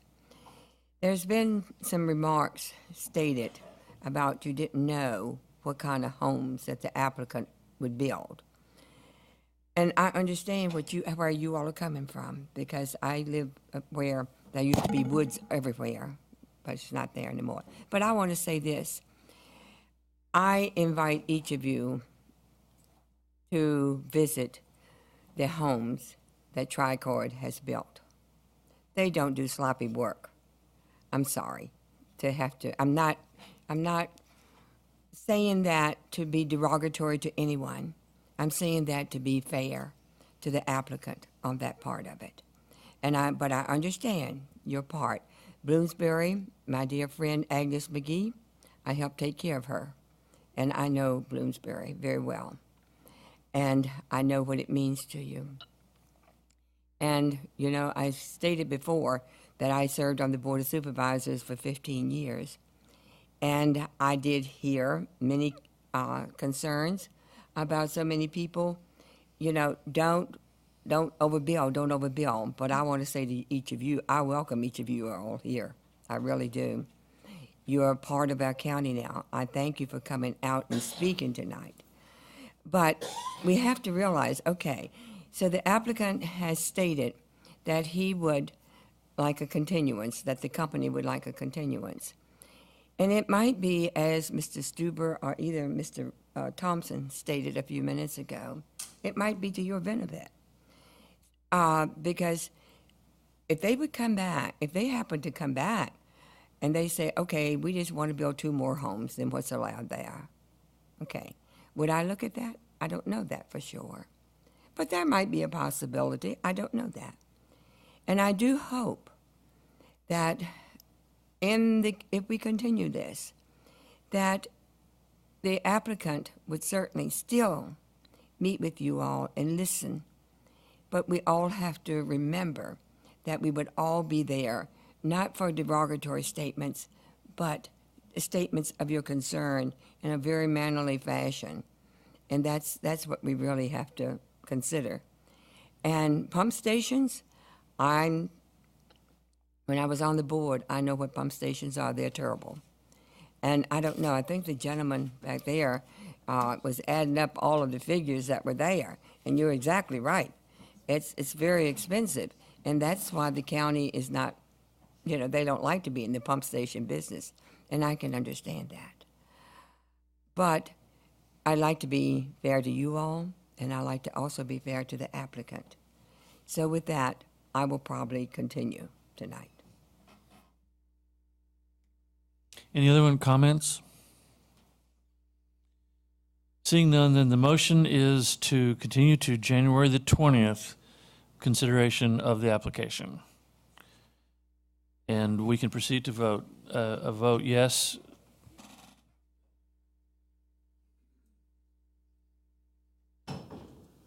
It is 5-1.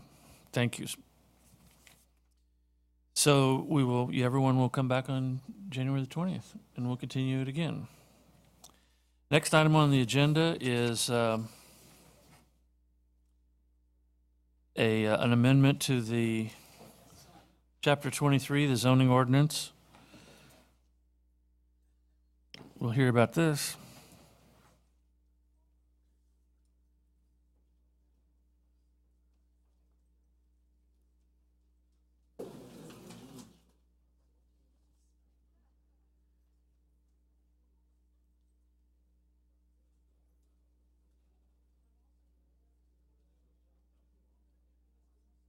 Thank you, Mr. Chairman, members of the Planning Commission. The item before you is to bring a section of the zoning ordinance consistent with the State Code of Virginia. As of July 1st of this year, there was a Code of Virginia change related to the Board of Zoning Appeals and the findings that they must make when determining whether a variance should be granted. So what I have up on the screen before you are the proposed changes. There are now 8 standards that the Board of Zoning Appeals must determine are true in order to grant a variance. The first being related to the strict application of the chapter would unreasonably restrict the utilization of the property, or the granting of the variance would alleviate a hardship due to a physical condition relating to the property or improvements thereon at the time of the effective date of the ordinance. The second is that the property interest for which the variance is being requested was acquired in good faith and any hardship was not created by the applicant for the variance. Third is authorization of the variance will not be of substantial detriment to adjacent property and nearby properties in the proximity of that geographical area. Fourth is the condition or situation of the property concerned is not of so general or recurring nature as to make reasonably practicable the formulation of a general regulation to be adopted as an amendment to this chapter. And then 5 through 8 are new items rather than amendments to existing. The granting of the variance does not result in a use that is not otherwise permitted on such property or a change in the zoning classification of the property. 6 is the relief or remedy sought by the variance application is not available through a special use permit or the process for modifying this chapter at the time of the filing of the application. 7 is such need for a variance is not shared generally by other properties, and 8 is that such variance is not contrary to the intended spirit and purpose of this chapter. There are a couple of other items that are struck from the section of the ordinance, but what this does is bring our ordinance consistent with the Code of Virginia. And if you have any questions, the zoning department does support the Board of Zoning Appeals, and we have Rick Roberson here to address any questions. I think the only question I have is, and this may require addressing by the council, but when you say that it is in compliance, are we taking language exactly from the state mandate? Is that what this represents? Yes, we're pulling this directly from the Virginia Code. Yes, it's the exact language. And so this is just like a lot of the other mandates that we get being federal and local that we really don't have a whole lot of choice on, so I don't understand why we're spending talking about this. But I guess the plan then is to approve a public hearing, right? Next. That's correct. I think this is the public hearing, correct, Wanda? Yeah. I'm sorry, this is the public hearing. That's right. We don't have any public, but we can have a public hearing. May I ask her a question? You may. Wanda, would you please go back to...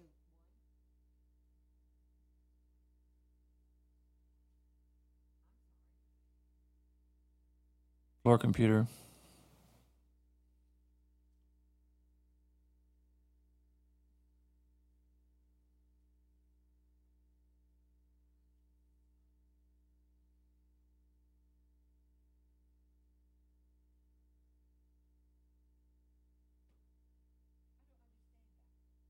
What are they doing? Explain it more. And Rick?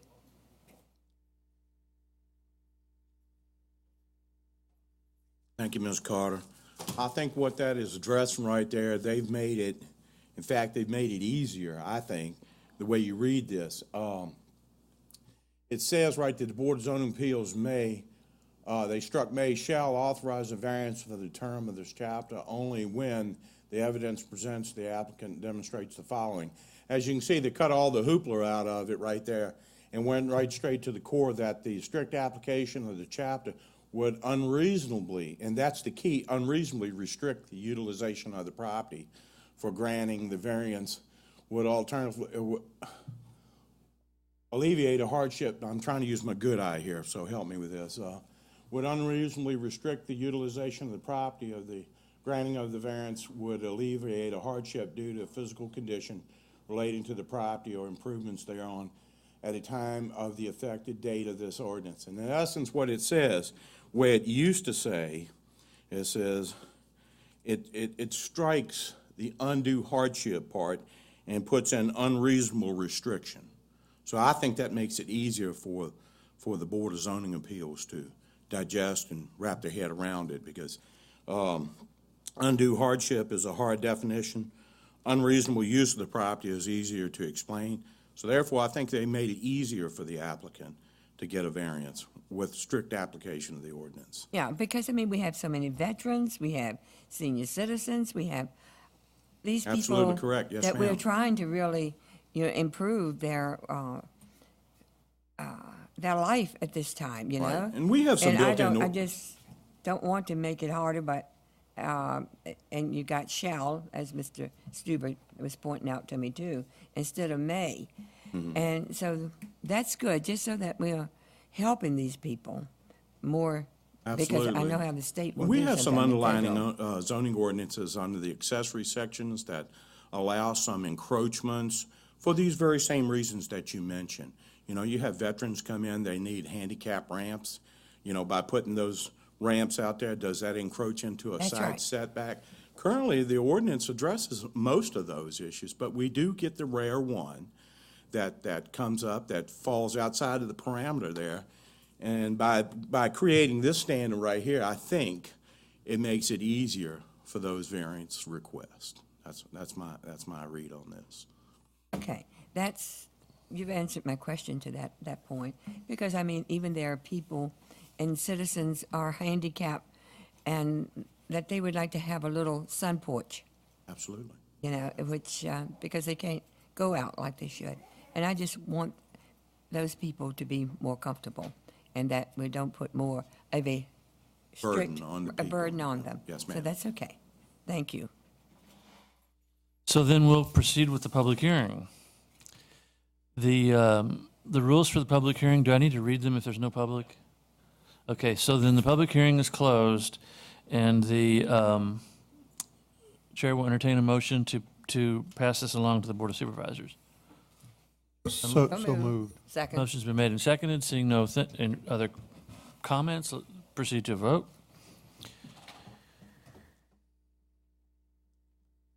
It is unanimous, 6-0. Next item on the agenda, new business, including the planning, the calendar for 2016. Yes, just wanted to bring to the Planning Commission's attention that the calendar for 2016 would have the first meeting of 2016 on January the 20th. And there are no holidays or anything that would bump any of the meeting dates off of the usual schedule. So if the Planning Commission accepts this as the calendar, we can just move forward. Without objection, it is accepted. Next item is public comment. Seeing that we have no public, then before we adjourn, this is the final meeting for Mr. Gustafson and myself. He has served this commission honorably for 12 years, and I was wondering if you had, 16.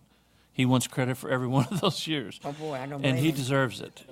In a week. Do you have any final remarks? Well, I, never being at a loss for words, will take this opportunity to make a few comments about my last 4 years in terms of things that we've done.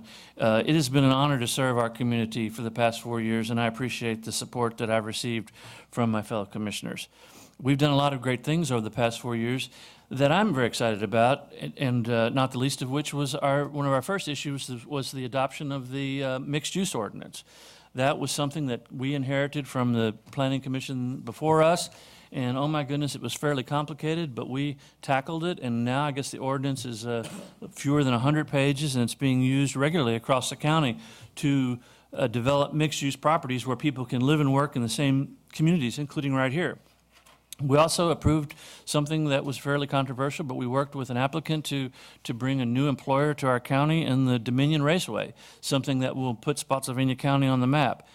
As was mentioned earlier, we adopted a comprehensive plan in 2013, a comprehensive plan that now is under 100 pages in length. It's written so that anyone who graduates from high school should be able to understand it, and I would encourage all of the public to become aware of it as it's done. We've also done work in bringing in a lot of cell towers so that public safety and the internet is more accessible to a lot more people, especially in the rural part of the county, the area of Livingston District, which I represent, and I'm very excited about that. We have started work, and I encourage the Commission to continue work on an accessory dwelling unit ordinance to meet the needs of seniors and young people in the future.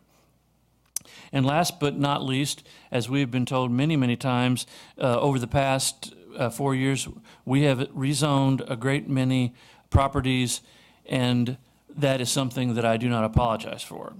And there may be in the future, 7,000 new homes. I suspect it will be substantially more than that, even if this Commission and the Board of Supervisors approve none others. The public, unfortunately, seems to have the impression that if you rezone it, it will come. And we know better than that. The one good thing about the planning that we have done, and certainly the newspaper and none of the other media will give us credit for this, is that nearly every one of these rezoning approvals has included the staff recommendations for these approvals. And the fact that there are going to be these many thousands of properties coming online in the next 20 to 30 years means that we can plan, and the county and state can know where the roads need to be, where the schools should be, and these homes will be built again over the next 20 to 30 years, and the attrition into the community will benefit people. And the one thing that troubles me each and every time we have these hearings related to rezonings is the fact that a very large segment of Spotsylvania County taxpayers and residents is never represented. We heard this evening from the doctors and lawyers and the high-paid government employees who live in a certain area of Spotsylvania County, and this is the same type of people we hear about from every one of these zonings, of how people don't want something in their neighborhood. And we certainly have sympathy for that, and we want to grow our community fairly. But I would ask that as the Commission considers future applications, that it takes into account the many tens of thousands of people in this county who have to be up tomorrow morning at 5 or 5:30, and they're going to go to a work site in the rain, and they never have time to come to a public hearing. They come in, and even when they do, they feel intimidated because they feel like they need to be a lawyer or they need to be highly educated to stand up and say, hey, that property you're talking about building, that new office building, that new grocery store or warehouse, that represents a job for me. That represents a job for my children and future generations. And all too often, we forget that the plumbers and carpenters, bulldozer operators, the roofers and electricians, painters, everyone who works for a living building our homes and our businesses, they rarely have the opportunity to come here, and they don't make the kind of money that can go out and hire lobbyists. So I think I encourage the Commission to think about that. I also encourage the Commission to consider one of the disappointments I've had over the past 4 years, and that relates to Avalon Woods. I think that what happened with Avalon Woods really is going to ultimately diminish the values in Maple Grove and Governor's Green, and that's very disappointing. I think the county needs to figure out a way to make sure these things don't happen again. So again, I want to thank my fellow commissioners. I want to thank the county attorney and his staff, Mr. Bencala and Carl, and the entire planning department staff. And oddly enough, I also want to thank the many hundreds of applicants that we've had come before the Commission over the past few years, from everything from a special use permit to a total rezoning. Thank them for educating us and for being articulate representatives for growth in our business and our community. So with that, I will entertain a motion to adjourn and say farewell to you this evening. I'm not ready to Oh, adjourn. well, okay, don't. Thank you. Mr. Gustafson, I want to say to you that when I came on the Planning Commission, I was not nervous and I was not afraid, because I knew you were sitting down there with all the experience that I would learn from. I listened to you very carefully as you spoke, and you have given your time to Spotsylvania community so well, so graciously. And I want to say, as a citizen of this county, you will never know how much that I have appreciated your expertise and your commitment to Spotsylvania County and the citizens of Spotsylvania County. And I want to thank you for that. Yes. Mr. Stuber, you've only been here 4 years, but have I learned something? You have been a great chairman.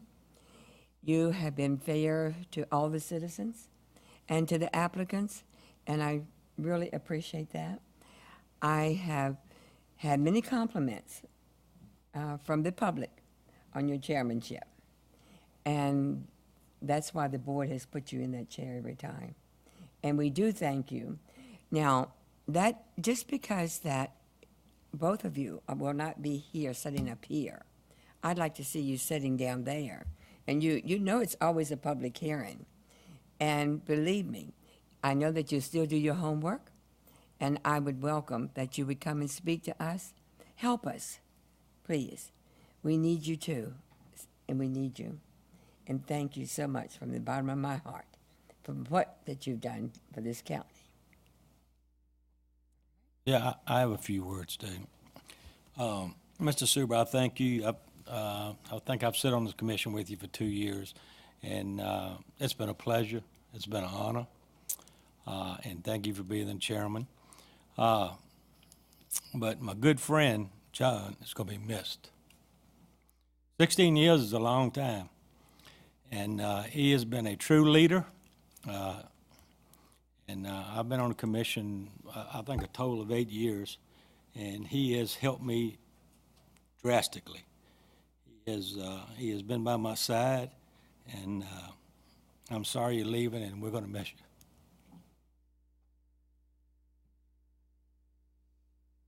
Then, is there a motion to adjourn? Second. Need a first. So moved. Motion's been made and seconded. I was wondering what he was doing. I thought John was going to make that. Very well. Let's proceed to a vote.